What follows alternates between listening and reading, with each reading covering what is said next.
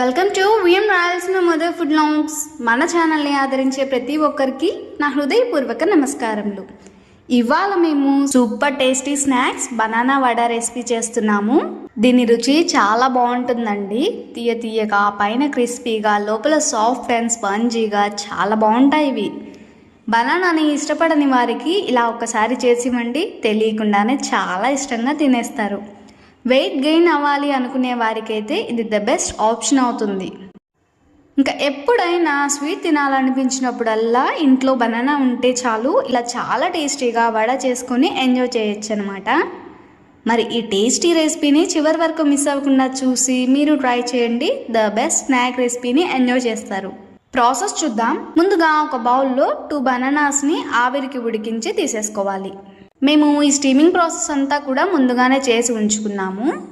ఇప్పుడు ఇందులోనే 1/2 కప్పు కొబ్బరి తురుము, 1/4 కప్పు బెల్లం, 1/2 స్పూన్ ఇలాచీ పౌడర్ వేసి బాగా అన్నీ కలిసే విధంగా కలిపేసుకోవాలి.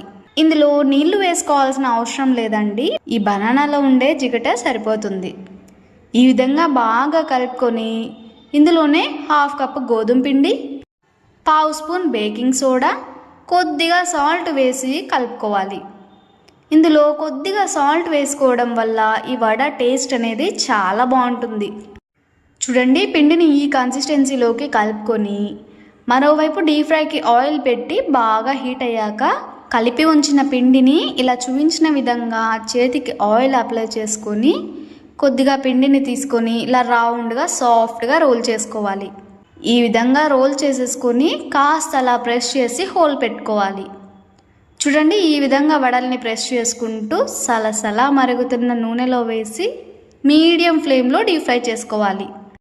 వేసిన వెంటనే కదపకుండా కాసేపు ఆగి మరోవైపుకి తిప్పుకొని డీప్ ఫ్రై చేసుకోవాలి. వీటిని మీడియం ఫ్లేమ్లో డీప్ ఫ్రై చేసుకుంటే లోపల వరకు పర్ఫెక్ట్గా ఫ్రై అవుతాయి. ఒకవేళ మీరు హై ఫ్లేమ్లో కనుక డీప్ ఫ్రై చేసుకుంటే బయట కలర్ వస్తాయి, కానీ లోపల పచ్చి పచ్చిగా ఉండి అంత టేస్టీగా ఉండవు. చూడండి, వీటిని ఇలా బ్రౌన్ కలర్లోకి వచ్చేంత వరకు డీప్ ఫ్రై చేసుకొని ఆయిల్లో నుంచి తీసి ప్లేట్లో వేసేసుకోవాలి.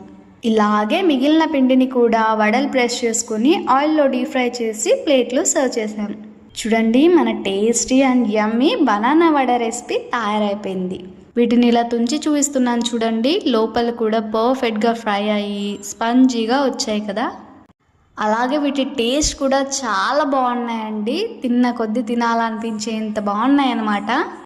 వీటిని ఈవినింగ్ టైంలో పిల్లలు స్కూల్ నుంచి ఇంటికి రాగానే స్నాక్స్ లాగా ఇలా బనానాతో చేసి ఇవ్వండి, భలే ఉన్నాయని ఖాళీ చేసేస్తారు. ఇంకా ఇంకా కావాలని ఇష్టంగా తింటారు. మరి ఈ టేస్టీ స్వీట్ రెసిపీని మీకు ఎప్పుడైనా తీపి తినాలనిపించినప్పుడు ఇంట్లో ఒకసారి ట్రై చేయండి, అస్సలు వదిలిపెట్టరు, అంత బాగుంటుందన్నమాట. ఇంకా ఎప్పుడు ఇంట్లో బనానాస్ ఉన్నా కూడా ఈ రెసిపీని చేసుకొని తినాలనిపిస్తుంది, అంత బాగుంటుంది. మీరు ట్రై చేసి మీకేమైనా డౌట్ ఉంటే కామెంట్లో పెట్టండి, ఖచ్చితంగా రిప్లై ఇస్తాము.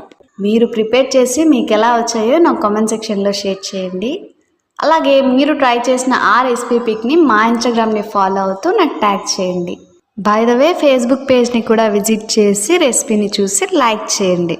మీరు ట్రై చేశాక మీకు ఏమైనా డౌట్ ఉంటే కామెంట్ రూపంలో పెట్టండి, ఖచ్చితంగా రిప్లై ఇస్తాము. కొత్తగా మన ఛానల్ని చూసే వాళ్ళైతే సబ్స్క్రైబ్ చేసి పక్కనే ఉన్న బెల్ సింబల్ని క్లిక్ చేయండి. మేము పెట్టే ప్రతి వీడియో మీకు నోటిఫికేషన్ రూపంలో వస్తుంది. అలాగే మీకు తెలిసిన వారికి షేర్ చేయండి.